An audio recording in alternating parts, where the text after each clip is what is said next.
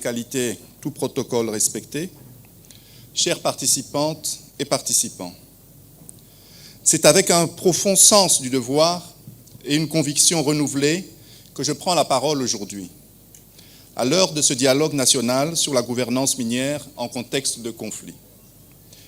Je le dis avec gravité et espoir. L'avenir de notre secteur minier ne peut plus se jouer à huis clos, ni dans l'indifférence face aux souffrances qu'il engendre ou exacerbe, notamment dans l'est de notre pays, où les conflits orchestrés par le Rwanda et ses supplétifs, le M23, ces conflits liés à l'exploitation des ressources continuent de faire trop de victimes et de ravager nos communautés. Ce dialogue national marque un tournant. Il constitue une réponse collective à un impératif historique. Mettre un terme à cette injustice criante qui oppose l'abondance de nos ressources à la précarité de nos populations. Je salue avec force cette initiative de la société civile congolaise qui s'inscrit dans une logique de responsabilité partagée et co-construction des politiques publiques. Je félicite chaleureusement les organisateurs, les partenaires techniques et financiers, ainsi que toutes les parties prenantes ici mobilisées. Votre présence riche et diverse nous rappelle que la gouvernance minière ne concerne pas uniquement les experts ou les institutions, mais bien chaque citoyenne et chaque citoyen de ce pays. Excellences, Madame la Première ministre, Mesdames et Messieurs, nous ne pouvons plus ignorer une réalité alarmante. Dans plusieurs régions de notre pays, les minerais alimentent la violence plutôt que le développement.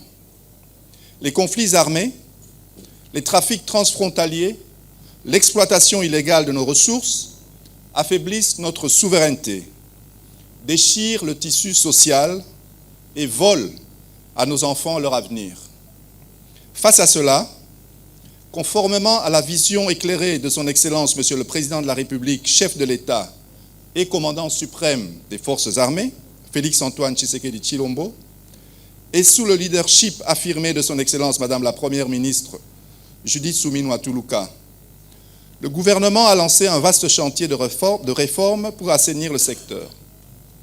Des avancées notables ont été réalisées en matière de transparence, de traçabilité, de gouvernance et de responsabilisation des acteurs. Nous le savons que beaucoup reste encore à faire. Nous savons aussi que sans l'implication active de la société civile, des communautés locales, des chercheurs, des entreprises responsables et des partenaires au développement, notre action resterait incomplète. C'est pourquoi ce dialogue est crucial. Il ne s'agit pas d'une rencontre de plus ici. Il s'agit d'un espace d'engagement, de vérité et d'action.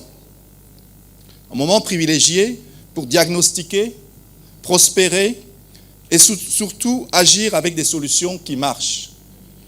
Je prends donc ici l'engagement solennel que les conclusions issues de vos travaux seront analysées avec la plus grande attention. Mon ministère s'engage à les intégrer chaque fois que possible dans ses politiques, ses stratégies et ses programmes.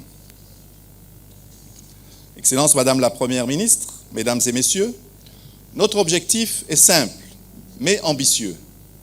Bâtir une gouvernance minière qui protège, qui rassemble et qui transforme. Une gouvernance capable de faire des ressources minières un moteur de paix et de prospérité, et non un facteur de conflit et de division. Je vous invite donc à des échanges francs, exigeants et constructifs, car c'est dans la confrontation des idées et la diversité des regards que naissent les vraies solutions. Ensemble, nous pouvons transformer le visage du secteur minier. Ensemble, nous pouvons redonner à notre peuple la dignité, la sécurité et les bénéfices légitimes de son immense patrimoine minier.